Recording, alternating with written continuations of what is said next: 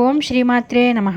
శరన్నవరాత్రిలో భాగంగా 3వ రోజు అమ్మవారిని అన్నపూర్ణాదేవిగా అలంకరిస్తారు. ఈ రోజు అమ్మవారు మనకు అన్నపూర్ణాదేవిగా దర్శనమిస్తారు. నిత్యానందకరీ వరాభయకరీ సౌందర్య రత్నాకరీ నిర్దోదాఖిల ఘోర పావనకరీ ప్రత్యక్ష మాహేశ్వరీ ప్రళయాచల వంశ పావనకరీ కాశీపురాధీశ్వరీ భిక్షాం దేహి కృపావనంబనకరీ మాతా అన్నపూర్ణేశ్వరీ.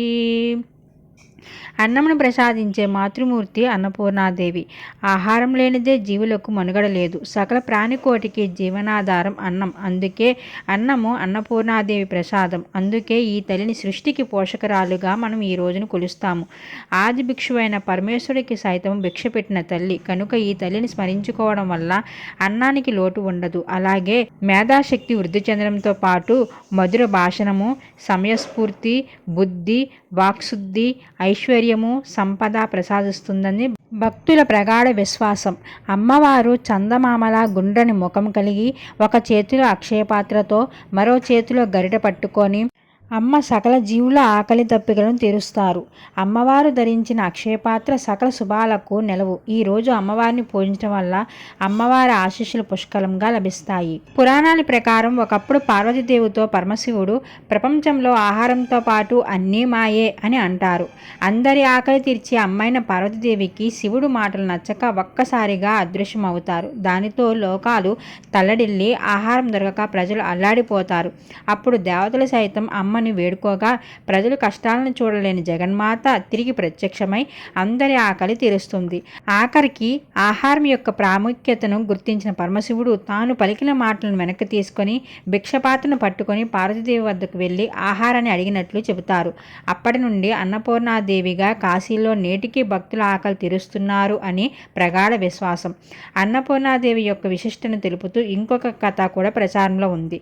హిమాలయ పర్వతాలలో ఒక చక్రవాక పక్షి ఉండేది. అది ప్రతిరోజు ఉదయాన్నే ఆహారం కోసం తన నివాసాన్ని విడిచి ఆకాశ మార్గాన పయనిస్తూ ఎన్నెన్నో ప్రాంతాలు తిరిగి చివరికి కాశీ నగరాన్ని చేరుకుంటుంది. ఆ చక్రవాక పక్షి అక్కడే ఉన్న అన్నపూర్ణాదేవి క్షేత్రం చేరుకొని దానికి ఆకలి వేయడం వల్ల అన్నపూర్ణాదేవి మందిరం చుట్టూ తనకే తెలియకుండా ప్రదక్షిణ చేస్తూ అక్కడ పడి ఉన్న అన్న మెతుకులను ఏరుకొని తింటూ పొట్ట నింపుకునేది. ఇలా కొంతకాలం గడిచిన తర్వాత అది మరణిస్తుంది.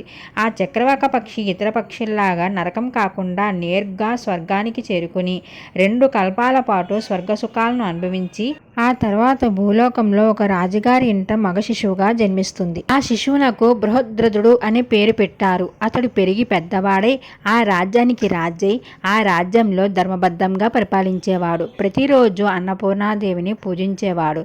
బృహద్రథుడికి ఉన్న శక్తితో పూర్వజన్మలో వారు ఎలా ఉండేవారు, ఇప్పుడు ఎలా జీవిస్తున్నారు అనేది చెప్పేవారు. అంటే జన్మాంతర జ్ఞానం కలిగి ఉండడం అన్నమాట. ఒక్కసారి ఈ విషయం మహర్షులకు తెలిసి ఆయన దగ్గరకు వచ్చి, రాజా, నీవు సత్యవాదివి, జితేంద్రియుడివి, నీకు ఈ జన్మాంతర జ్ఞానం ఎలా తెలుస్తుంది? పూర్వజన్మలో మీరు ఏ సాధన చేశారు అని అడగగా ఆ రాజు నవ్వుతూ, మహర్షులారా, నేను పూర్వజన్మలో ఏ విధమైన సాధన చేయలేదు. సాధన చేసే ఉపాధి కూడా నాది కాదు. నేను పూర్వజన్మలో ఒక చక్రవాక పక్షిని, చాలా అల్పజీవిని అని తన వృత్తాంతమంతా చెప్పాడు. అంతా అన్నపూర్ణాదేవి ఆలయం చుట్టూ చేసిన ప్రదక్షిణ ఇంకా ఆ తల్లి ప్రసాదాన్ని తిన్న మహిమ వల్ల నాకు ఈ భోగభాగ్యాలతో పాటు జన్మాంతర జ్ఞానం కూడా ఆ తల్లే ఇచ్చింది అని చెప్పాడు బృహద్రథుడు.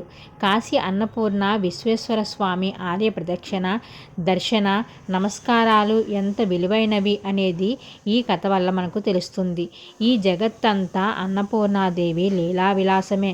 బ్రహ్మాండ భాండాగారాన్ని ఉదరంలో కలిగి విజ్ఞాన దీపంకురం సమస్త జీవులకు జ్ఞానాన్ని పంచిపెడుతూ బిడ్డల ఆకలి తీర్చే తల్లి అన్నపూర్ణాదేవి. ఈ కంటెంట్ మీకు నచ్చితే ప్లీజ్ సబ్స్క్రైబ్ చేసుకొని లైక్ చేయండి.